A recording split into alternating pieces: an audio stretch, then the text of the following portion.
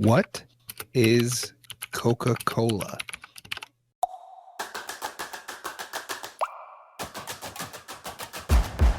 This is Dive, a podcast about where our Google searches take us. I'm Cody, and I'm here with my friend Dan. Hey. And this is where I segue into asking about Coca-Cola in a totally organic and natural way, Dan. That sounds right. Hey, I was having a Coke the other day. No, you weren't. Do your joke. In fact, I actually was having a Coke the other day, though. So I cracked open a 20-ounce bottle, and I gotta say the bottles are probably the most flavorful, delicious versions of Coke.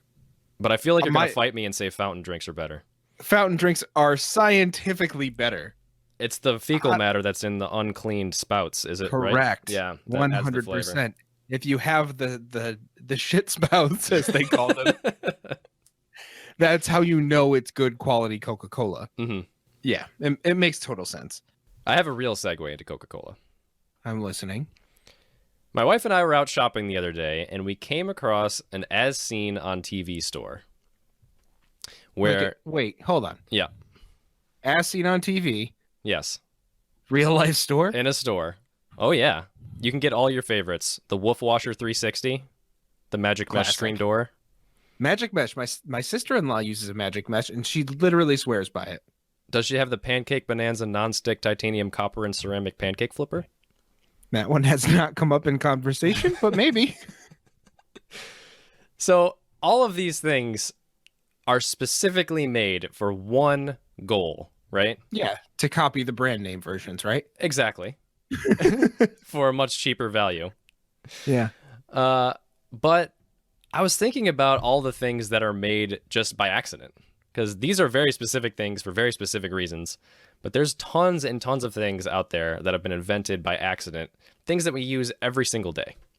Things that have legitimately changed lives in history. Yeah. Yeah. And so Coke is actually one of those. That blows my mind, because Coke is like a behemoth of a company. Exactly. And it started in the 1880s. It was, in fact, created. That's the Wayback Machine kicking up? Yeah, okay. It was created by a Confederate soldier who was addicted to morphine. As are most great inventions, you know? Yeah. Oh, yeah. Was he trying to kick his own habit, or was he trying to... So he was actually looking for a way around it. Yeah, he was trying to kick his own habit. Like, I don't want to do morphine anymore, so I'm going to switch to Coke. Yeah, but it wasn't a thing yet. So what he did was create a syrup made of wine and coca extract, which he called Pemberton's French Wine Coca, which was touted as a cure for headaches and nervous disorders. As you might expect, because it has cocaine and wine in it. I feel pretty much invincible! But then, in 1885, Atlanta banned the sale of alcohol, so Pemberton created a purely coca-based version of the syrup that could be mixed with carbonated water, because carbonated water at the time was pretty much considered a health tonic itself. And then you could put that syrup in the carbonated water, and you drink it as a soda. So the result was a brain tonic, is what he marketed it as, called Coca-Cola.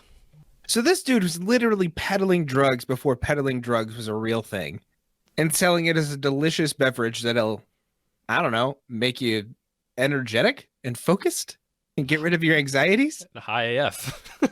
It's like Miami Vice up in there. It's basically a vodka and Red Bull. It's like the upper and the downer. It's just a vodka and Red Bull. He's passing it around at business meetings. Jaeger bombs. Hey, Mikey from accounting, come on over here. We got a Jaeger bombs. This is how they talk in Atlanta in the 1880s. Yeah, like fake Italians. Yeah.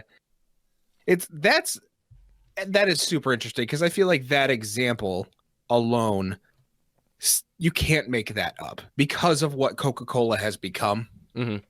I mean, at this point, I think Coca-Cola owns almost 50% of the world's market share on carbonated beverages. Or maybe it's just beverages. No, it's got to be carbonated beverages. It's absolutely crazy. Like, there are so many brands under the Coke umbrella. Coke owns Fanta, Minute Maid, Gold Peak Tea, Honest Tea, Powerade, the Simply juices like lemonade and orange juice, Surge, Vitamin water. Oh, Sprite. hold on, pause. Smart water.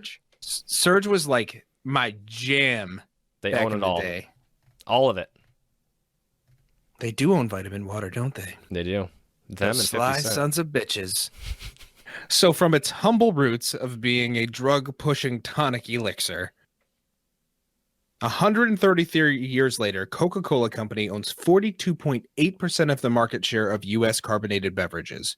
That's an insane amount, considering how many drink companies are out there. They own 42.8% of the entire market share in the U.S. alone. If you drank one Coke beverage every single day, it would take you 9 years to try every single one of them.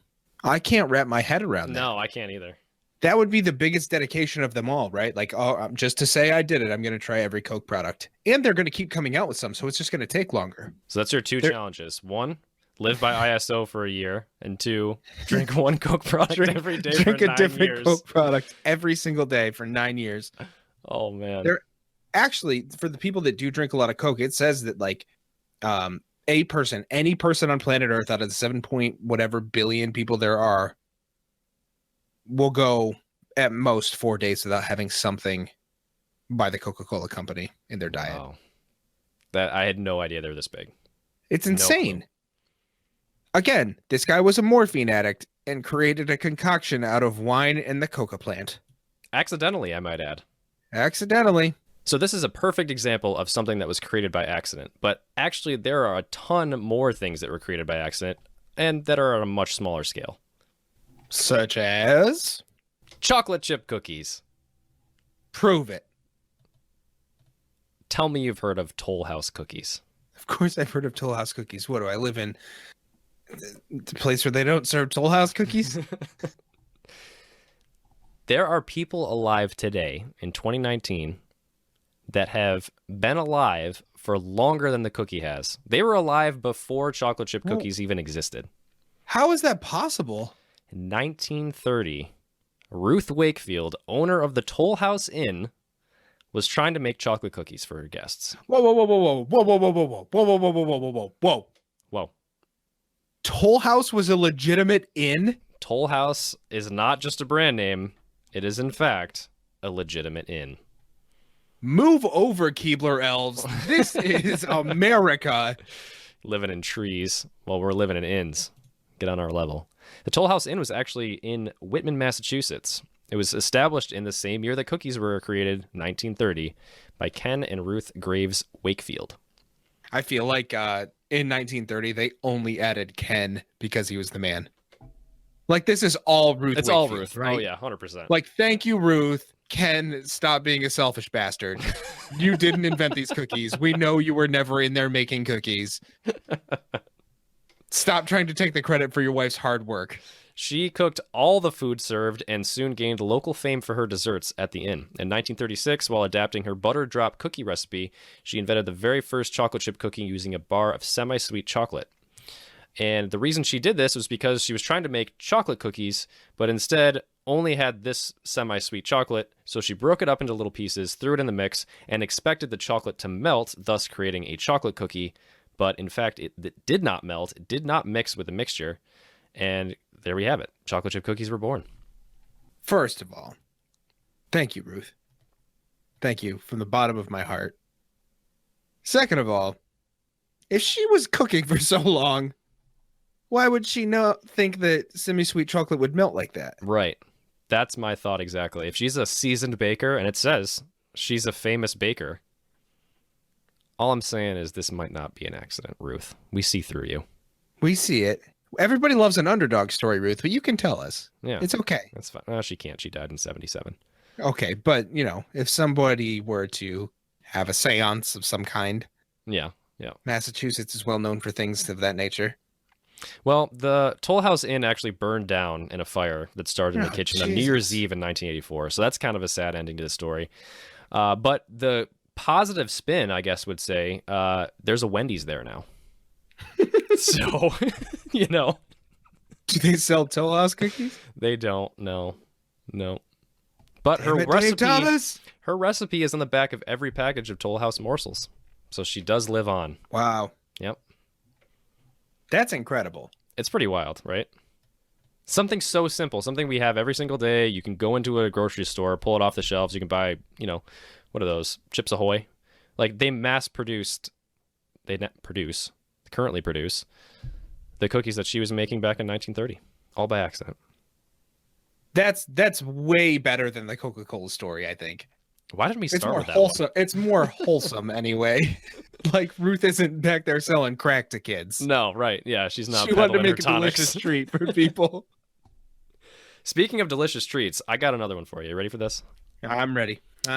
Another thing that was created by accident, by chance, was the ice cream cone. Okay. If you say that they were serving ice cream in gloves, I swear to God. They weren't bringing their gloves back, covered in strawberry and chocolate. Just sticky as hell. Fell on the ground.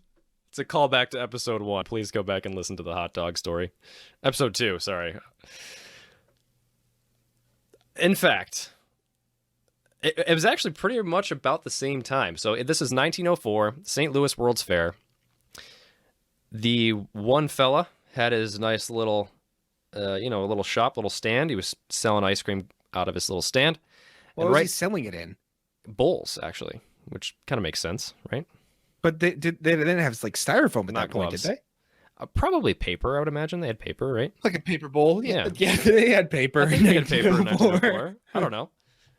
Always got to fact check. He ran out of his bowls, and the guy next door was selling waffles. So, when their powers combine... Captain Planet, he's a hero. Ernest A. Hamwi came up with the idea to shape his waffles into cones as vessels for ice cream. And now we have the ice cream cone. So actually, there you go. Now we have the shitty cardboard cake cone. Yeah. It went from being a legitimate waffle to a shitty cake cone. Yeah. It tastes like styrofoam. Yeah. My wife loves the cake cones. Loves them. I just can't get behind it. No, man. When there's a sugar cone or waffle cone option, how could you possibly go for the cake cone? If there is a waffle cone option, I don't care how much money you have in your pocket. You go outside, you pull an aluminum can, an aluminum Coca-Cola can out of the trash, take it to your local depository, get a nickel, go back and buy the waffle cone. You're passionate about your waffle cones. I had no idea. Learn things every day. But the ice cream cone was, in fact, an accidental invention.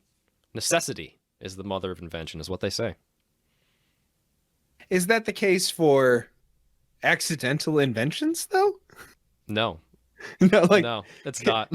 Convenience and coincidence is the mother of invention. That's a much better phrase, I think. Yeah. Do you know of any other accidental inventions? Let me paint you a picture. Please do. Bob Ross it up, baby. Labor Day weekend, 1928. Labor Day. Biologist Alexander Fleming wants to go on vacation real bad. He's been working long hours. He's been doing his job. It's but Sir he doesn't have Alexander Fleming to you, sir. Sir Alexander Fleming. Yes, thank you. So he's not even American, and he's not going on a Labor Day holiday. Definitely not. Nope. Really wants to go on vacation, though. Doesn't want to clean up. No. So he leaves for vacation with his petri dishes stacked at his workstation. God, what a scummy. When he returns, he's sorting through the mess, thinking, oh, God, I can't believe I did this. Why didn't I do this? Procrastination's the devil. You know this, Alex. Most of them had been contaminated, as you might expect. Right. But what he did not know is that he had just discovered penicillin! Come on. What? Swear to God. The dude's laziness and not wanting to clean up after himself saved the lives of countless people across human history. That's nuts. That's crazy. To this day, penicillin's still being used, right? Still, I have taken penicillin. Wow. I don't think I have. It's like a last resort at this point. It's like, all right, man, you need some penicillin. It was when my tonsils were acting crazy. Oh. They were like, we need to bring in the penicillin. They're like horse pills, man. Oh, Jesus. No, Yeah. I don't think I've ever taken those. They're massive. So when he got to the dishes, he's going through all these dishes, right? The one that had the staphylococcus, whatever, the the staph infection staphylococcus stuff. yeah staphylococcus. He thought it looked really weird, and it was covered in these like little groups of bacteria, except one area where the mold was growing, and around the mold there was no bacteria. And that's what had created penicillin. So the mold itself blocked the bacteria from spreading. Yes. And so that's where they get penicillin from. Whoa, that's wild. And so like if you look at like the vats or the little tinctures of penicillin, well, not penicillin, it was like the fungus and people would like make the concoction of penicillin from the fungus. And so it looks really weird. If you Google those pictures, it's really strange to see because they're in like medical jars, right? That people would like take out and use. Super strange. Craziness. Like that is the true accident. Because you're looking at this thing and it looks literally like a piece of bread was left on the counter and there's little spores coming out of it. Like it's just mold. But he just happened to notice, oh, this mold is stopping the bacteria from growing. It's so crazy, man. It's so crazy. What medical science is one of the weirdest things ever. Like imagine it really is. It was just testing on things and testing on things and testing on things, not knowing if it was going to work. Yeah. I mean, and that's like so many things. Think about humans growing up through not growing up, but evolving. So don't know what to eat, right? So you're watching other animals, making sure that, okay, if a bird is eating this berry, I can probably eat that berry. But there's got to be so many different times throughout human history that people just said, I'm so hungry that I'm going to eat whatever is in front of me. And so many people must have just died from poisoning from whatever they must have eaten. But somehow, trial and error, eventually they found out that all these things can either kill you instantly or taste delicious, I guess. So to wrap this segment up, I would like to thank the mother of Sir Alexander Fleming for not being around and raising a son that was shitty at cleaning up after himself. Because of your neglect as a mother, he has saved millions and billions of lives. Millions and billions. Yeah, millions of billions. Well, yet to come. Millions and billions yet to come. True. Oh, yeah. Truth. Shout out to Alex Flem. A Flem. A Flem. A-town down. So what about dumber ones? Are there dumber ones that are less significant? Do you want one of the dumbest? Yes. Are you ready for this? Yeah. Richard Jones. Richie. Dick Jones, naval engineer. 1943, he's on a submarine. He's trying to design a meter to monitor power on battleships. Huh? He's in there, he's working with tension springs, and one slips out of his hand, hits the desk, and gracefully bounces to the ground in a motion that could only be referred to as a slinky motion. No way. Oh, yeah. The spring kept bouncing from place to place after it hit the floor, and the slinky was born. Do you think that he goes like, at last, a toy that everyone loves? And we all know the theme song. Slinky, Everyone loves them. Everyone loves a slinky. It's just so dumb. That is dumb. It's genius. It really is at the same time. It's all about marketing. Always be promoting. You end up going to one of like from Slinky and A Beautiful Child's Toy to Viagra. Also an accidental invention. It's true. It is. It sure was.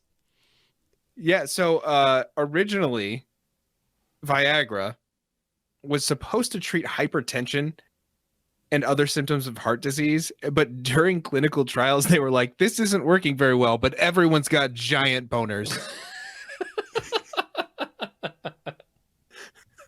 Well, Steve, how's the drugs? Well, I feel about the same, but I feel about the same, but I really need to go home. This is lasting much longer than 6 hours. And so like this was in the late 90s too, so like yeah, not that long ago. No, it wasn't that long ago. It hasn't been around for that long, and it was meant for something that was going to help a heart disease, and now it's created a potential risk of heart disease, or not Right. heart disease, but like Heart. it can cause heart attacks. Right. Yeah. I mean, Yeah, It's so- just it's disrupting the flow of blood, essentially, right? Yeah, yeah, and it Diverting it, I should say. uh, It's pretty nuts. Nuts. rakes in almost $2 billion a year. Can you imagine how much, like, this guy's got to be like, oh my God, I have hit the jackpot. Seriously. Bye-bye, stupid lab tests. I'm buying an island. All right, so this one is a little more obscure, I think. Something that I don't even think I really do, but was huge back in the day. We're talking about dry cleaning. Oh, wow. Dry cleaning's an interesting one. I don't think I've ever dry cleaned anything ever. I firmly believe that I've never taken anything to a dry cleaner in my entire life. I don't even know what it actually is. Obviously, Exactly. I know that it cleans nice clothes and things that can't be put in the washer, but So dry cleaning, I had to look this up because I was really curious too. Dry cleaning is not a dry process at all. It's actually when you clean something without water. So it's clothes soaked in some kind of liquid solvent, which the industry calls PERC, is the widely used solvent. It's tetrachloroethylene. You can What the also hell use is that? different types of things as well. But what the hell is even that? well, I don't know exactly what that is. Wikipedia tells me it's just called dry cleaning fluid. It's a colorless liquid used for dry cleaning fabrics. It has a sweet odor, and it cleans clothes without water. But don't drink it, I assume. I probably wouldn't do that. Not. I'm like a dog. If it recommended. smells sweet, I'm going to drink it. Oh, but it does say the acute toxicity of tetrachloroethylene is moderate to low, so you could probably drink it. Do not drink it, people. Just get mildly sick. Just mildly. Reports of human injury are uncommon despite its wide usage in dry cleaning and degreasing. There you go. But anyway, You know it's always safe to drink stuff that's a degreaser. yeah, oh yeah, for sure. No, don't do that. Don't do it. But dry cleaning was an accidental invention. Jean-Baptiste Joly is how you pronounce his name. Jean-Baptiste Jolly. Definitely how you pronounce that name. Was working as a textile maker, and he totally is blaming his maid. Come on, Gene. He blames It's his like- maid. It's like Ken for taking credit for Toll House It's cookies. classic Ken. Shame on you guys. Yeah. Shame on you. His maid accidentally knocked over a kerosene lamp onto the tablecloth that Joly was working with, I guess, or creating. I don't know, textiling. And he observed that the kerosene made the cloth cleaner, thus spawning the idea for the very first dry cleaner. At that point, do you think that his main concern was like how people clean clothes? It seems kind of weird because, like, oh, she dropped some kerosene on my clothes. I guess I'll just create an entire enterprise around dry cleaning. I don't think it works that way. Gets him out of the textile mill for sure. It does. I hope he gave her a raise. He might be, you know what? We in history, textile mills have not been the ideal place for employment. No, lots So of you have a fires. lot of time to think about your fingers getting cut off, burning to death, or what else you would be doing. Yeah. So he's probably thinking like, oh man, I wish I could just find a better way to clean clothes. I'd get out of this hellhole. I'm just shocked about what dry cleaning is. I had no idea.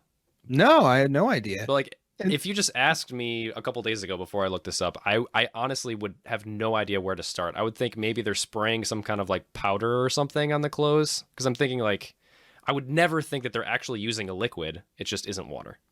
Yeah. And in my area, we don't have places that dry clean on site because it's not a service that as many people use as they used to. And Yeah. so I don't see a place near me that actually does it. They ship it to Rochester Mm. and they Yeah. do it in Rochester and then they bring it back. So like it's just the rotating racks. And I'm like, oh, well, they must have it in the back. You Yeah, know? right. Yeah. It's always the rotating racks where it's like Yeah. you never see it being done. It's just you drop them off and then your clothes are on the rack and then you pick it up. Apparently, and so I dropped dry cleaning off for one of my old employees when he needed his suit to go to an interview, but he had another meeting and he's like, hey, would you do me a big favor, drop off my clothes at dry cleaning?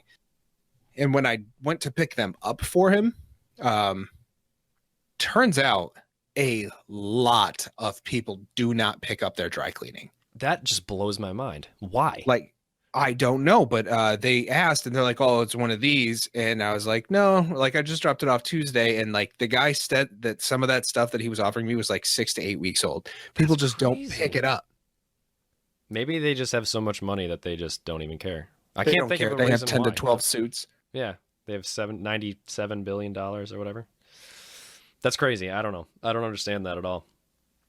So strange. I do want to shout out to Thomas L. Jennings, is the inventor and the first to patent the commercial dry cleaning process known as dry scouring in 1821. And in fact, he was the first African American to receive a patent despite attempts which fought to prevent him from receiving said patent because of the dangerous nature of the process. Hell yeah. Jolie Bellin in Paris in 1825 also was an early adopter of commercial dry laundry using turpentine to clean. Oof. Don't That's drink turpentine, nasty. people. Do not drink turpentine. Can you imagine taking your clothes over to the dry cleaner? You're like, I guess my suit's a little dirty. I'll just drop it off. You come back, you pick it up, and it just reeks of gasoline. Just reeks. So when we were in high school and we were doing a project for our business class, we were at our friend's house painting the signs. Do you remember this? I do remember this. And we're on the floor and none of us knew anything. Like we were just like, okay, well, we need to remove some of this. So we're going to put the turpentine in a thing and we're going to use the turpentine. We put turpentine in a cup. And we did what we did, a styrofoam cup, and we left, right? And we came back, 10, 15 minutes later? Yep. And it burned through to the concrete. Melted straight down to the concrete. Straight through the cup, straight through the carpet, straight through the underlayer of the carpet, and into the concrete of his dad's, like, business. Yeah. So, yeah, like, his business is, like, the lobby of his business. And we had no idea how it had happened. Like, It didn't click for, like, 10 minutes afterward. Yeah. We're idiots. I mean, that's 18-year-old us, right? Yep. Putting turpentine in a styrofoam cup. Yeah. Oh, God. Oh, geez, we're dumb. Dumb. Pretty crazy, the materials they use to clean things. You just think soap and water. Like, what's the big deal? But apparently, non-water-based solvents are the way to go for your wool garments. All right, let's do one last one, and then I have a big thing to talk about. All right, hit me with it. So, believe it or not, tea bags Come on. are an accidental invention. Come on. Is this like Tea the bags. glove guy? Is this the hot dog glove guy again? This is not the hot dog glove guy. This is actually a guy trying to be proactive for his stakeholders. So actually it was two women filed the first patent in 1901 for a tea leaf holder made out of mesh, right? Okay. These women had the idea to put tea leaves inside of mesh containers, probably for breathability, things like that. The invention of the modern tea bag is credited to a tea merchant, Thomas Sullivan. In 1908, he began shipping samples of his tea in small silk pouches. And people were dunking the silk in they water. were literally dunking Idiots. the silk inside of their cups. Come on.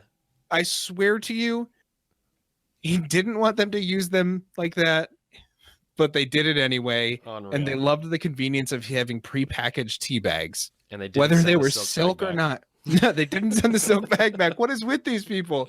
Gloves, cones. So that is how we have our prepackaged tea bags. That's crazy. And I don't know. I know like those metal kind of sieve tea holders are coming back into fashion and people are doing that now. But there is something about the convenience of a tea bag. And they're everywhere, right? Like, so you don't think twice about like having a tea bag in your pocket from like a hotel room or whatever, because it's really convenient to be able to have a tea whenever you want. I'm going to be honest. I don't walk around with tea bags in my pocket a lot. Listen, But I could. Ask your wife right now if she happens to have a tea bag in her purse or handbag. She'll say no. She doesn't like tea. Okay. Yeah, she's a coffee girl. I can guarantee you at any point my wife does. And it's probably from something that she went to. Yeah. Yeah. You just keep them around. Like you could, if you walked around your office well, not yours. Yours is a different example because you have cool stuff at your office. We do have If I cool walked stuff. around my office and said, "Does anyone have a tea bag?" Chances are I would find somebody who's like, "Yeah, I have one in my desk or my wallet or my car or my handbag," and that wouldn't be the case if it weren't for those first two women for the tea leaf holder and Thomas Sullivan for his silk bags. I can't imagine the silk bag really did a good job at steeping. That is not cost effective. No. Is what that is, Dan. Not a lot of water transfer between the silk. I've got to say that must have taken that must have been a 30-minute steep. That was a deep steep. Yeah, it's a deep steep. That's what deep, you call deep, it in the steep. industry. Yeah, unreal. And so I wanted to kind of go away from like the fun and weird and obscure stuff to talk about a company that essentially was founded by an accident and has impacted society pretty heavily over the last 100+ years. I have no idea where you're going with this, to be completely honest. So in 1902. Hold on. Pause right there. Yep. Everything happens in 1900s. 1901, 1904, Propecia and Viagra were the 1990s, but penicillin, 1928. Yeah. Everything's happening in the early 1900s. So strange to me. It's very strange. Carry on. The innovation really took off then, I guess, when you didn't have to worry about dying all the time. To polio and stuff. Well, they Yeah. still have that. Anyway, continue. Anyway, in 1902, the founders of this company had one simple goal. Okay. To mine for corundum, which is a mineral that works really well on sandpaper and grinding wheels. Okay. So this is what they were trying to do. They were trying to find corundum to make sandpaper. They were literally a company that manufactured sandpaper and grinding wheels. Okay. So they're mining whatever is going on to the sandpaper. Yep. Okay. In their mine that they spent their fortune on, they actually, what they thought was corundum was a northosite, which is a much lower quality mineral that didn't work as well. So they started to make the sandpaper in these grinding wheels, and they weren't selling, and people were complaining about the quality, and they almost went completely bankrupt. Are you with me so far? I'm so with you. I'm hanging on, baby. They pretty much lost all their money. And instead of calling it quits, they went and they tried to use those materials and applied them to other products, which gained the trust of any other investors that they had had. And so they took their investors' money and they marketed it toward another sort of abrasive material, which created 3M. 3M? 3M, the company 3M. Oh, 3M. Oh, the 3M. company. Yeah. Oh, they make Scotch tape. Yeah. Other So tapes. they were the Minnesota Mining and Manufacturing Company. They started in 1902. 3Ms. Ahaha. They mined the wrong thing and it didn't work out. So they decided that they were going to make a different product that did sort of the same thing. Wow. That's And just when resourcefulness. So initially when their mining broke up or busted up and they weren't doing the right thing, they moved to Duluth. And they ended up making the manufacturing building, which was a 2-story sandpaper plant. That place collapsed. Really? Yeah. So Like the building just fell over. So they bought all these new raw materials to do this research and to do all this stuff, and the building collapsed under the weight of all of their raw materials. Unreal. It was a 2-story building, and it just came down. Modern architecture, man. We take it for granted. Yeah, it is. So in 1907, their president and chairman, William McKnight, joined the company. Well, then he became president and chairman, joined the company, and he was the one that decided to be research-based and use their revenue from their abrasive cloth to like promote research within their company. And he's the one that essentially made 3M 3M. So, all right. So backtrack real quick. Cliff notes. Mhm. They're mining. They're Yep. not finding the right minerals. They find a Nope. mineral that's different, doesn't work as well for what they want to do, but they're still using it for sandpaper. Is that right? Yeah, it's like a sandpaper cloth. Okay. But it's not as good as they hoped it was. Yeah. But they're still selling it, but they were able to pivot based on the accident of finding the wrong minerals. Is that right? Correct. And so the first thing was the 3Mite, which was an abrasive cloth that wasn't sandpaper. So this was more about like rounding out edges of things, from what I understood. Okay. And it is still sold today. Interesting. Because of that boost in business from World War I on, 3M posted substantial profits and declared its first dividend in 1916. So we're talking 1902 to 1916. These guys, by chance, found the wrong thing. Their building collapsed. They found different investors. They created this cloth. And by World War I, they had their first research lab. Wow. Because of the money that they were making from this thing. That's crazy. And so following this, right, in the 1920s, they created the first waterproof sandpaper. So automobile manufacturers could use it to reduce dust friction inside of the factories. And so they made a shit ton of money during the auto boom. And so their main product was still sandpaper at that time? It was still sandpaper, but they had like made their first money off of a thing that wasn't quite sandpaper. Mm-hmm. And then during this time, a lab assistant noted that the painters in the auto factories needed something that was going to mask what they were doing so they didn't get stuff. And guess what happened? The research lab created masking tape. Masking tape. Yeah. I've always wondered what the official use of that was because it's such a different kind of tape than any other. Yeah, and that's where it started off, and that's what created the Scotch brand tape. That's crazy. All by accident. So, all by accident because of one or two accidents in the like. So now we've reached the 1920s. We're about 20 years into this thing, and they're revolutionizing the way that people, I would say, are just productive. Right? Like they're creating tools to help people become more productive. Right. When was the Industrial Revolution? Is that around this time, or is that a little bit before? That was before that a little bit, but yeah. But anyway, no, that's the whole thing. Is like they're making people's jobs easier and thus making things more efficient and pretty much propelling industry. Honestly, rubber was another thing. Super glue was another thing. All these types of different adhesives. Yeah, like that's huge. And so once masking tape was invented, because it's got like the real papery, it does, kind of thing, right? It was until the 1930s that cellophane tape was created. So like Scotch tape as we know it now is cellophane tape, and that was 1930 that they did that, and that sent them skyrocketing, and they opened up a new research facility. Wow. And so from all the money that they had made on cellophane tape, they kind of said, the world is our oyster. We can do whatever we want.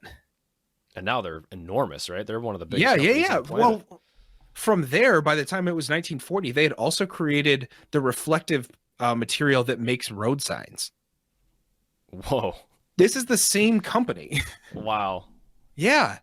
And so they created these. And so like you see, this is literally what we see around the world, right? Like you're on the highway, you see reflective signs, and that is 3M. 3M created that. Holy crap. In 1939, they introduced the snail tape dispenser that is pretty much iconic, That's the only tape dispenser you see. And so satisfying, too. Yeah. And so let's say it was 40 years later, they actually went public. That's crazy. And they went public because of World War II. So World War II happened. Obviously, their manufacturing just went up for all their products, and then they decided to go public after World War II, which is when they also created sound recording tape. Oh, man. I'm looking at their Wikipedia page. So the amount of diversity in their product line is pretty crazy. For so many different uses. So adhesives, we talked about. Abrasives was where they got their start with sandpaper. We're talking about passive fire protection, personal protective equipment, window films, paint protection films, dental and orthodontic products, electrical and electronic connecting and insulating materials, medical products, car care products, healthcare software and optical films, And yeah, they are. they essentially created like video recording. Yeah, pretty much. Yeah, And audio. Not invented it, but like they're the ones that kind of revolutionized the way that it could be in homes and on TV. Yeah. Scotchgard. They created Scotchgard. Like that is like a staple for any kind of outdoor furniture. That's insanity. In 2017, they made $31.7 billion in sales, and they're ranked 97 on the Fortune 500 list for largest U.S. corporations by total revenue. One of my favorite things that I read about them is they created synthetic grass surfaces. So they created theirs was called tartan turf, but like the colloquial version of that is astroturf, right? Yeah, right. So it's called astroturf because the Astros were the first ones to be using it, but they created this thing that half of the NFL teams use and a lot of the people that have any kind of indoor playing surface use. Their products are used in space, for God's sake. Like this company is so amazing in the way that they have revolutionized productivity and the way that we complete tasks. They ended up, obviously, one of their most famous things ever is a Post-it note, which was created on accident. Okay, come on. How? You couldn't make this up. This is like full circle. So this guy was testing out adhesives that didn't ruin things. Okay. So like less sticky adhesives that wouldn't pull up whatever it was being stuck to. Right, just sticky enough, but yes, also and able to be removed. Yeah. Well, the thing was, this one was like a super light. Like it was a mistake because like it was essentially treated as garbage at first because it barely stuck to anything. And like, well, we can't have that because it needs to be semi-permanent, blah, blah, blah. Right. And what they ended up finding is like, oh, well, you can just pull this up and off a bunch of different times and it won't matter. And they literally marketed it as that. And it came out in just yellow. And then like 6 years later, they introduced 4 new colors. And now we have, all the colors in the world. This company is awesome. You could read into this for days at a time. And they had no idea, but then they kind of like found their purpose, right? They found a thing to kind of change and grow and develop and push forward and not worry about the failures and the mistakes, because a lot of these things came from unintentional discoveries. Mm-hmm. It's about figuring out what you do well and doing it. Yeah. I think we also have to mention the unsung heroes of all of these things, which are the people who do marketing. Because come on, like a Post-it note, like a half sticky piece of paper, like the way they're able to spin all of these things and just make unreal profits off of accidents, like that is a talent itself. Not just the research and development. It's actually the marketing that's crazy to me. I think one of the greatest things about this actually is that 3M has now transitioned into clothing. What? Really? As of 2 years ago, Scotchlite reflective material, everybody at this point is wearing reflective neon colors. That's like runners, a big joggers, thing now. Yep. That is 3M. That's crazy. Washable, stretchable, stain-resistant products that are reflective. Wow. That's 3M. Like that is marketing to a T. Hey, we have these things. We need to sell this product. This is what people are going to want. They're innovators. They catch the early adopters and these people stick with it and they push it forward. And they've made $30 billion in sales around the globe in 2013. Wow. Hats off to 3M. This is like the epitome of what it means to work hard, know what you do, and do it well. Absolutely. And I think that's kind of one of the takeaways here is that, you'd have to realize your full potential, essentially. You don't understand how unexpected life can be, how, whatever things might throw you. You might be mining, thinking you're mining something amazing, then you mine something that's actually kind of crappy, but you have to make do. And so these things happen, and it's all about how you perceive them. It's all about how you react to them and what you do. Like the whole phrase, life gives you lemons, make lemonade. Like that's essentially this entire episode, right? Yeah. And it seems weird, like kind of a stretch that we're bringing it about with all these inventions and stuff. But on like a more personal note, like each of us have a thing, and whether or not you feel like you're doing well now or not, we all have this ability to view our life in a certain way. And for a long time, I did the same thing, right? Like in my early 20s, I felt like I was doing nothing right. It was just a bunch of mistakes. It was a bunch of screw ups.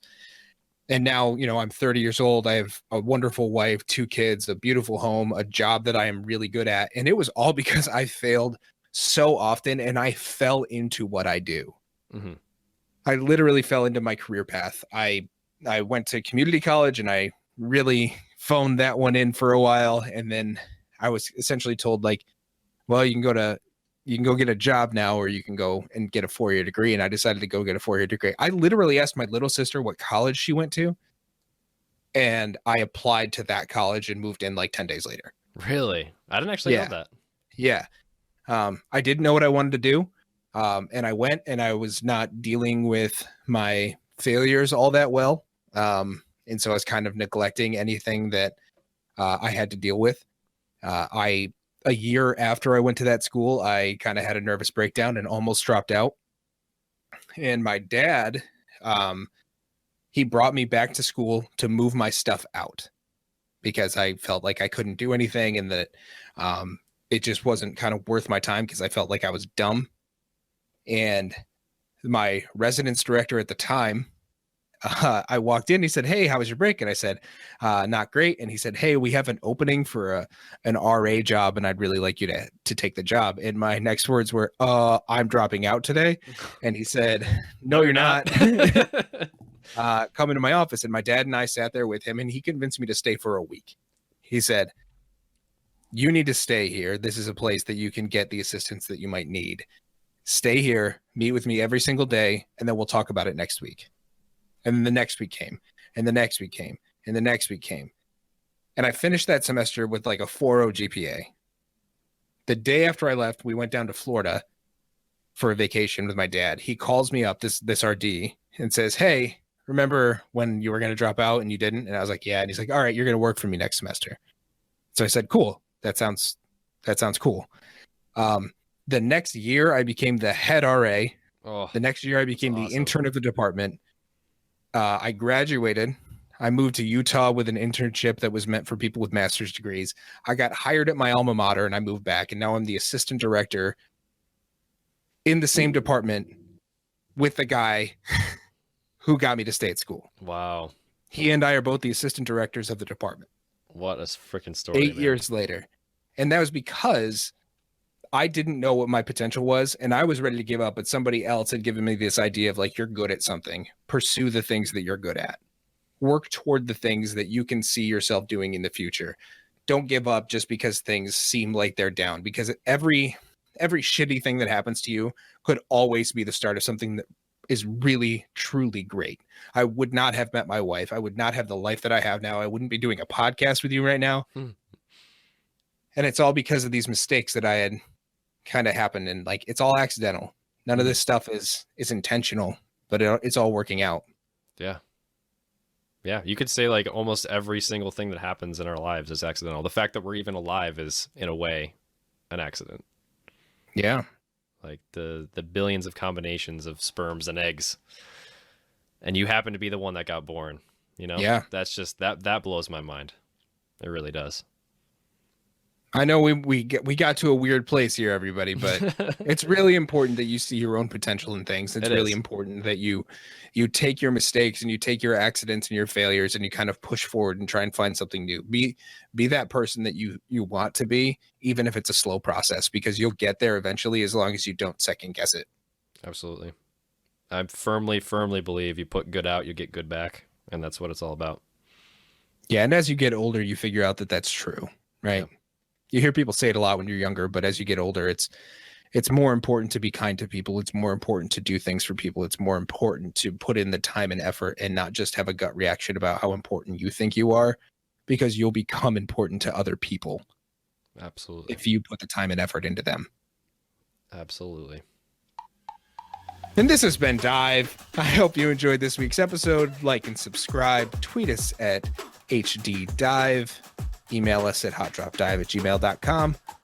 We'll see you next week.